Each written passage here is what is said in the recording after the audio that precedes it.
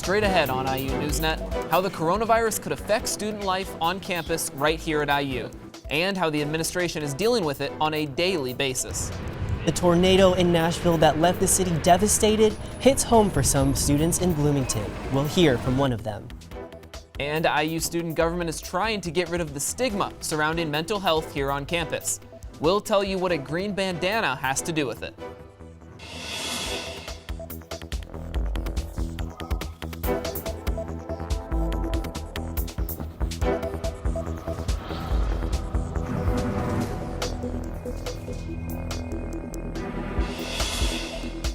Welcome to IU NewsNet. I'm Drew Fry.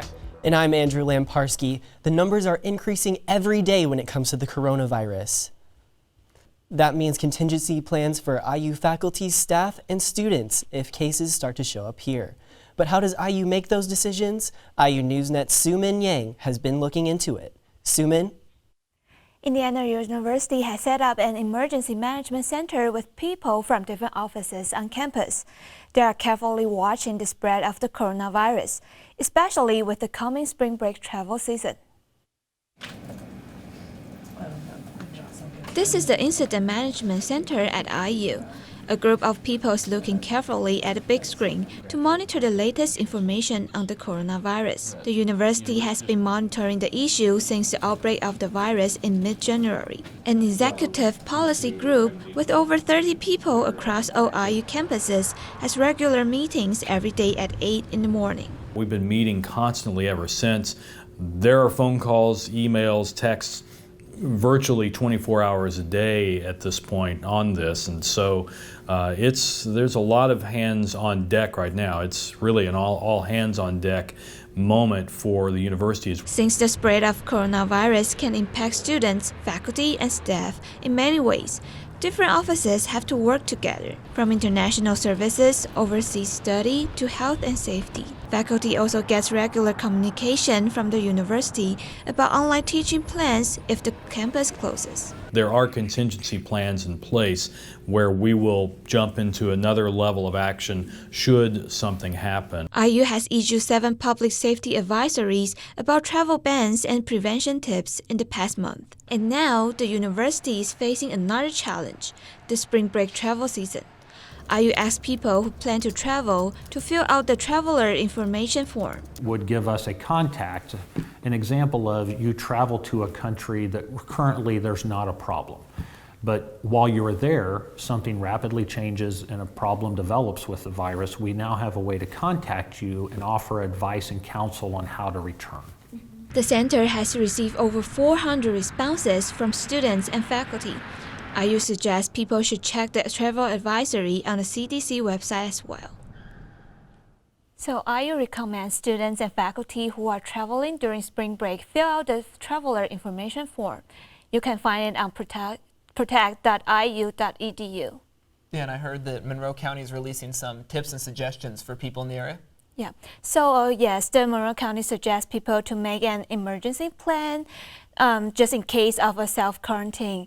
So people should know how to get their food and necessities without going outside for 2 weeks. But it's just a reminder that people should be more focused on being prepared instead of being panicked. Yeah, that sounds great. Yeah. Thanks, Szu-Min. Thank you. One of the programs already being affected by the coronavirus outbreak is IU's Chinese flagship program. 20 Chinese flagship students scheduled to travel abroad this summer face uncertainty regarding their travel plans. Chinese flagship program students are required to complete a summer intensive program in mainland China or Taiwan, which covers 1 year of language instruction. The Duke University Summer Language Program to Beijing, which IU flagship students will attend, has already canceled its program in China. We don't know yeah, we hope everything will go well and students can go to Taiwan or China. But even, because I think the situation is different every day. It's still developing.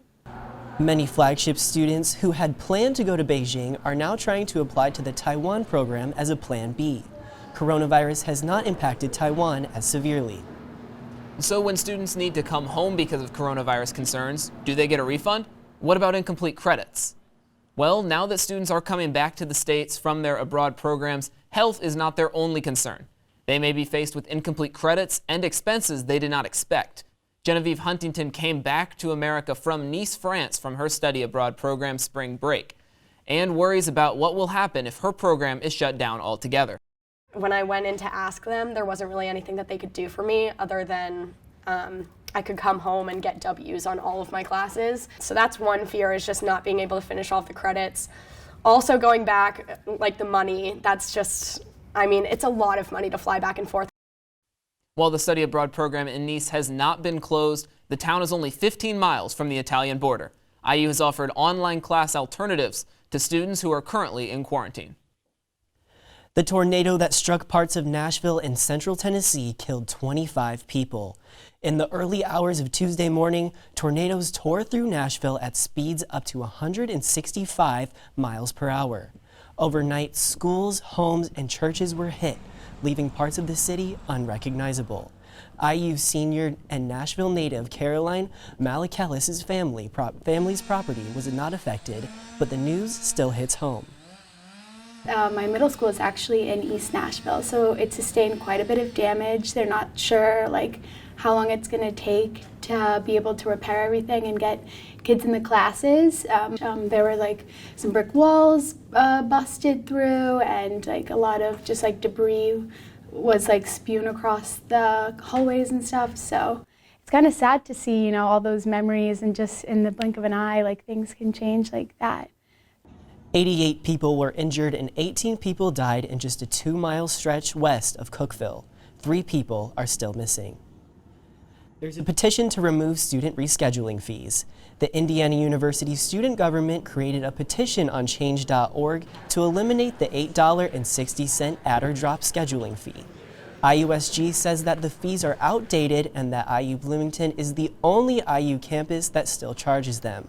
And some students say the fee is unnecessary. Just think it's unnecessary. I don't know where that amount even comes from or who's benefiting from it. It just makes me feel kind of heated. I'm kind of pissed, yeah, man. I didn't know about this fee, and hearing about it, now I'm yeah. Now I'm going to be apprehensive about adding and dropping classes. And now I feel some type of way. A little more than 2,000 people have signed the petition, which almost meets the goal of 2,500 signatures. Well, a staple on campus is getting a facelift. The Indiana University just announced this week that the Musical Arts Center will undergo renovations. The changes will include all new seating and carpeting. More accessible seating options will also be added during the summer construction. The funding for the project comes from the Wellhouse Society of the IU Foundation. The renovations are expected to be done by the fall. A nearly $23 million construction project for a new Luddy Hall facility will begin this spring. The Luddy Center for Artificial Intelligence will feature state-of-the-art teaching and learning spaces for IU faculty and students. Part of the funding from the facility will come from historic IU alum Fred Luddy, who gifted $60 million to the school. The center will be 58,000 square feet and will also include a parking area. The center will concentrate on using artificial intelligence in the digital health field. The construction is expected to be completed in fall of 2021. Still ahead on IU NewsNet, IU student government rolls out a new initiative to destigmatize mental health on campus. And IU students kept a close eye on the results of Super Tuesday. What it means for Democrats and how IU students are responding next.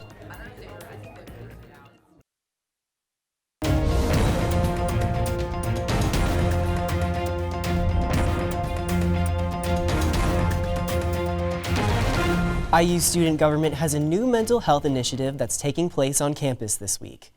IU's NewsNet's Kendall Yankowski shows us what 5,000 green bandanas have to do with it. Thanks, guys. So you may have been seeing these green bandanas all around campus. But what do they mean? Well, green is the color that symbolizes mental health awareness, and IUSG is implementing a new campus initiative to increase mental health awareness. To participate, all you have to do is tie one of these onto your backpack. If someone is wearing a green bandana, then they're there for people who are going through a difficult time, or that they are there for someone who needs somebody to talk to, or just to show okay, I'm not alone. So this is the first year IUSG is participating in the Green Bandana Project, and they're passing out 5,000 of these green bandanas by the end of the week, with the goal to end the stigma that surrounds mental health. Now back to you guys. Thanks, Kendall. Census Day is less than a month away. A group on campus is working to make sure everyone in Bloomington is counted. IU's Public Relations Student Society of America is working with the National Census Bureau to educate students and Bloomington residents about what the census is and how to fill it out. Students who live in IU residence halls won't need to worry. They're already counted by the university. Off campus, however, the Census Bureau will mail information towards the end of the month. That census data helps to distribute funding to local communities. The census impacts how business owners decide where to put local businesses. It impacts where landlords decide to rent property. It decides where housing developers decide to develop properties. So really your day-to-day life. The official day to complete the 2020 census is April 1st. For more information, you can visit census.gov.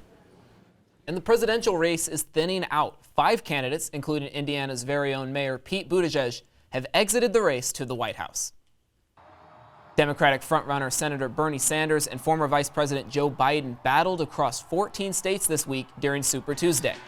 Biden took home the most delegates with 380 from wins across 10 states. Senator Sanders brought in 328 total delegates with big wins in California and Colorado. Super Tuesday's results led former New York City Mayor Michael Bloomberg to suspend his campaign. Senator Elizabeth Warren ended her campaign earlier today. The IU Democrat student group gathered this week to watch the Super Tuesday results come in. Nobody knows what's going to happen, even more so than things in the past, like, political sort of, not necessarily chaos, but irregularities in, say, the 60s or earlier. This is historic. Fact of the matter. I mean, we're trying to determine, the candidate that's going to run in a general election against a president who's been impeached, and that has its own historic implications. The IU Dems plan to host future watch parties and encourage all students to get out the vote. For voting information, head to indianavoters.in.gov. In honor of IU's bicentennial, a new organization has made its way onto campus. Its goal, diversity and inclusion for all. The Queer Philanthropy Circle has been created by the Office of the Vice President for Diversity, Equity, and Multicultural Affairs.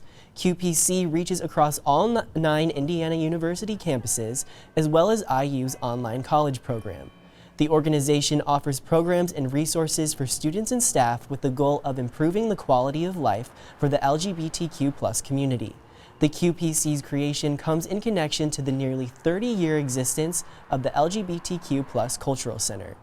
To see this arc, or this J-curve of acceptance and support in 3 decades is unheard of in any organization, especially working with what some may seem is a radical idea, but it's acceptance for all, forever. It's IU. The QPC's mission centers on improving the recruitment and retention of LGBTQ+ students. To learn more about the QPC or to join, check out their webpage at supportdiversity.iu.edu. And a tech giant has now made its way to Bloomington. Electric vehicle and clean energy company Tesla has placed 8 supercharging stations onto the city's west wide for its battery-powered vehicles. The superchargers are available 24/7 and can charge up to 150 kilowatts. The stations are located on the side of Fresh Times Market on West 3rd Street. Bloomington installed the chargers last week and are now officially open to the public for use. And an IU professor just won a national award for his book about a Cold War escape under the Berlin Wall. IU NewsNet's Ryan Cortopassi joins us with the story. A group of students set out to free their family from the confines of communist Germany, but their story was almost buried forever. I spoke to Professor Mike Conway about his new book, Contested Ground, that details a media clash during a volatile period of history. Mike Conway's office is a tribute to his 20 years as a broadcast journalist. But his newest project represents a new challenge, one that shows why he loves broadcast news, an event that shook the institution to its core. The challenge, a book. Titled Contested Ground, Conway writes about a 1962 documentary that showed students in Germany digging a tunnel under the Berlin Wall on a rescue mission. Seeing this picture, you're watching the tunnel as viewers saw it on NBC on October 11, 1962. the documentary showed Americans some of the first images of communist East Berlin. Viewers watched as students in West Berlin dug a tunnel under the Berlin Wall to free their family from the communist East. Filmed in the middle of the Cold War, the powers that be fought against the broadcast. When the word got out that they had filmed this, it became a huge controversy on both sides of the Iron Curtain. So the U.S. government, the West Berlin, West German government, the East German government, the Soviet Union, everybody was against this. They did not want NBC to do this documentary. Conway was gravitated to the story of the man who fought to broadcast the documentary. The producer of the documentary, Reuven Frank, was one of the founders of broadcast news. He saw the power in visual media. Television is not at its best transmitting information. Where it is at its best is transmitting experience. You get the sense of how it felt. What was the emotional contact? I think pictures appeal to a different part of the brain. That power of showing the news firsthand is a passion handed down through generations. From the beginnings of TV news with Reuven Frank to the decades of work by Mike Conway, to students today. Professor Conway won the 2020 Library of American Broadcasting Foundation Broadcast Historian Award for the book Contested Ground. The documentary, done at the time, had a major impact on the broadcast journalism community. Thanks, Ryan. Maxwell Glenn joins us now with the weather we should expect here in Bloomington this week. Yeah, Max, so the sun is finally staying out longer. Does that mean spring's really on the way? Well, Drew, I didn't see my shadow when I came out on set, so that might mean there's good things ahead for the weather. But Wisconsin and Indiana play this weekend. Saturday, game time is noon. The temperature's going to be 42. Look at that precipitation. It's going to be nice and sunny out. No rain. A little bit breezy, but it should be a great day. If you're walking to the stadium, you're driving, it should be a great time. Now let's take a look at the 5-day in Bloomington. It's going to be a nice week out here. We got 45 on Friday, 47 on Saturday, and then look at 57 on Sunday. Mostly sunny. It's going to be a great day to be out and about. Monday and Tuesday, though, it's going to be a little cloudy, but hey, it's still warmer. Now let's take a look. If you're going to Indianapolis, there are 3 games that Indiana could potentially be in. Game time number 1, March 6th, that is a 38-degree temperature at game time. On March 7th, 46, it's going to be nice and sunny out for that one. And then 57 on March 8th, and that could be a potential final round game for the Hoosiers. No precipitation again, so it's looking pretty good. A little windy, though, so be sure to bundle up just in case. And now, if you're not going to the tournament, but you are traveling home, let's take a look at some temperatures.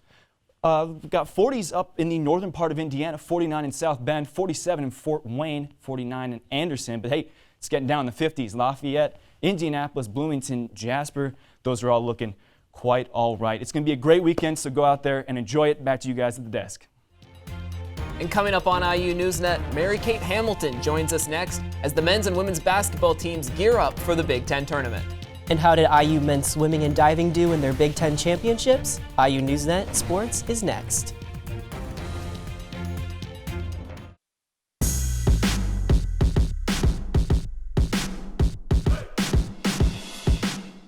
Well, it's tournament season for winter sports, and the spring teams are kicking into gear.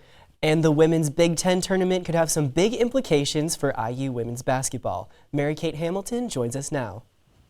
That's right, Andrew. The IU women's basketball team has put together a strong regular season, but the Big Ten tournament this weekend could have big implications for their NCAA tournament hopes.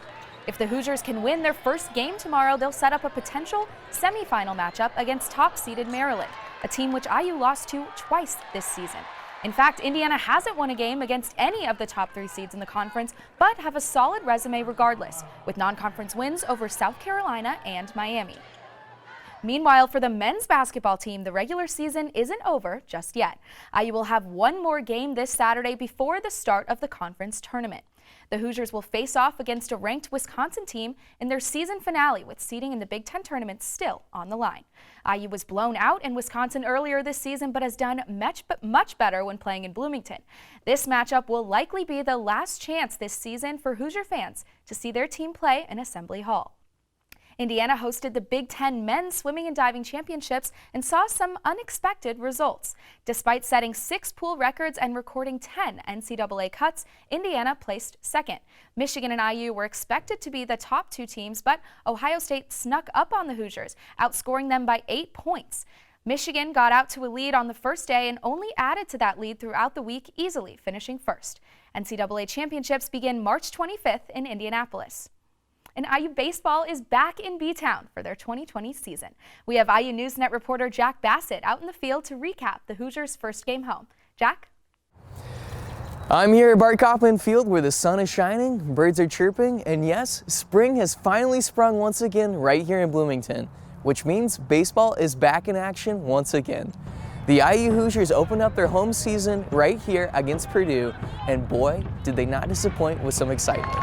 The action got rolling right in the first inning. After a quick Purdue run, the Hoosiers came back in the bottom of the first big. The bats were electric as first baseman Jordan Fusi cleared the bases with a slam to left center field, bringing home 3 RBIs.